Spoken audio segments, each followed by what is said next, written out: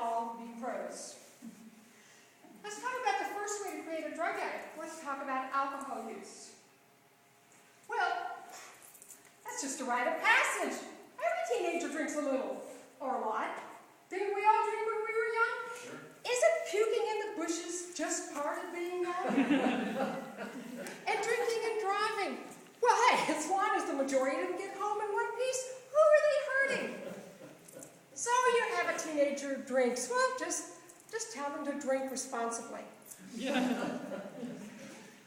Now, second, you've got to have some trust.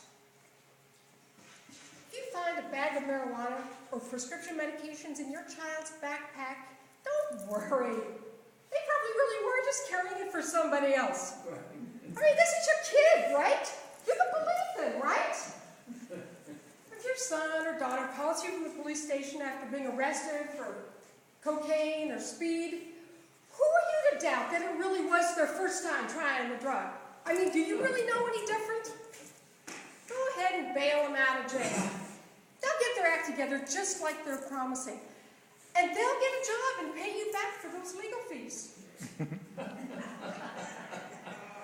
Now, third, what do you do in this situation?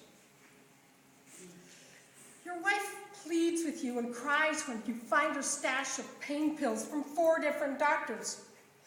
It's not her fault she's addicted. She's only taking them so she can function, so she can feel normal. She will cut back. She will wean herself. You just need to give her a little time. She needs understanding, not accusations.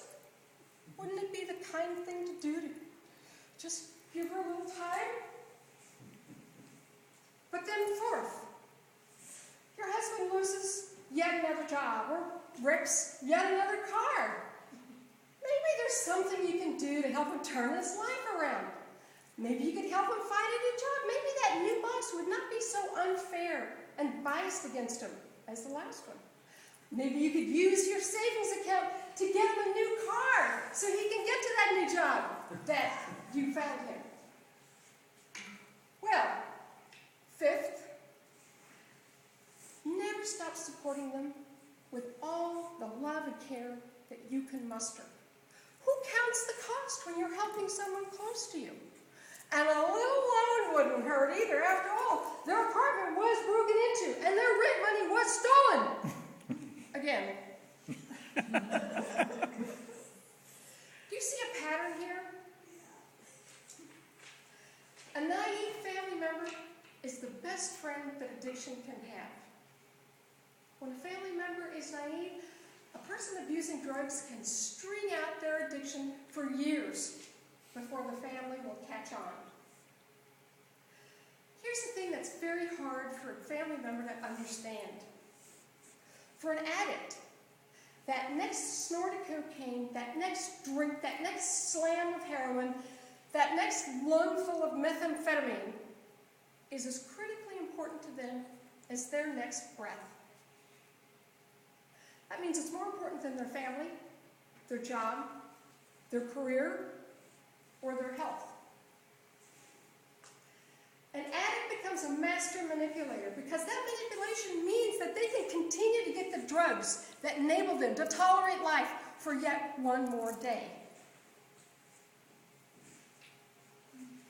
When addiction enters the scene, that child you loved from the first moment you saw them becomes somebody you don't know anymore and you're actually afraid of. That brother or mother or father that you want more than anything to save can cause you to run through every bit of cash and credit you have, just trying to save their life. And then you come home to find they've stolen your television and computer and pawned them for a few grams of crack cocaine. Trust is a beautiful thing, but there's a time that trust takes a backseat to suspicion.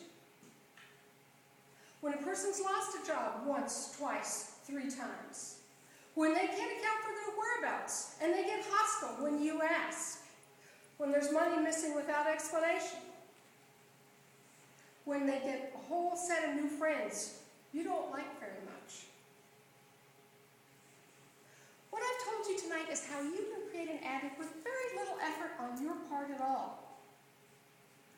What's a lot harder is holding a hard line when your suspicions have been aroused.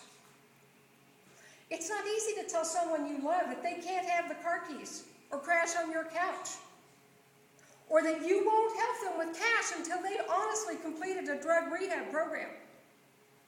But I assure you that holding a hard line may be the only thing that will save their life. Now you know. May you never be as naive again. Yeah.